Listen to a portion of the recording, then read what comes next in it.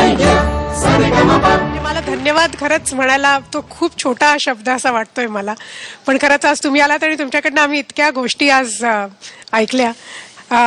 मी मगाशीच आतमध्ये सगळ्यांना सांगत होते की आज पंडितजी इतकं छान बोलतायत म्हटलं आणि इतकं सोपं करून सगळं सांगतायत. म्हटलं गुरुजी खऱ्या अर्थाने असं शिष्यांना समजावतात की जेणेकरून त्यांना व्यवस्थित कळावं. तसं आज आम्हाला सगळ्यांना इतकं छान तुम्ही समजावून सांगितलं. तर खरंच तुम्ही आल्यामुळे आज आमचा एपिसोड खूप छान झालेला आहे आणि मलाही आनंद मिळाला यांचा ऐकून. मला झी टेलिव्हिजनच्या बाबतीत काही गोष्टी अशा मला प्रकर्षाने जाणवतात, कारण मी यांच्या एंट्री पासून बघतोय हा कार्यक्रम आणि त्यावेळेला मात्र एवढे मला कोणी आकर्षक दिसले नाहीत. हळूहळू कसे काय आकर्षक होतात मला नवल वाटतं. मला असं वाटतं ह्याचं सर्व श्रेय तुमच्यापासून सगळ्या ह्या जे जे बघतोय मी या सगळ्या टीम वर्कला जातं. टॅलेंटच्या बाबतीत असं वाटतं नंबर पहिला येणं आणि न येणं हे महत्वाचं नाही आहे. तुम्ही संगीतावर प्रेम करा आणि कॉम्पिटिशन मी तुम्हाला मगाशीच म्हटलं आलो त्यावेळेला कॉम्पिटिशन कोणाशी करायची नसते.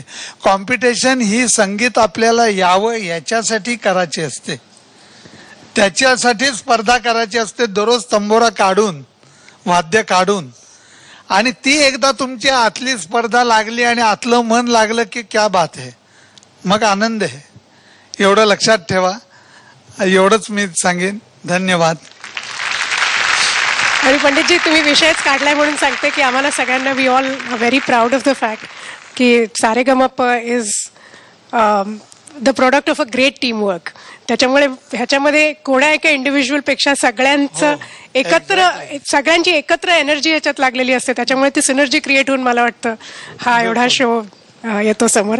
सो पुन्हा एकदा खूप खूप मनापासून धन्यवाद. आणि एक छोटीशी भेट आहे पंडितजी तुमच्यासाठी.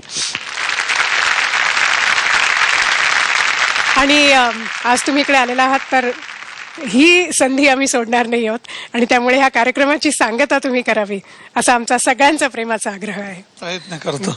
Thank you very much.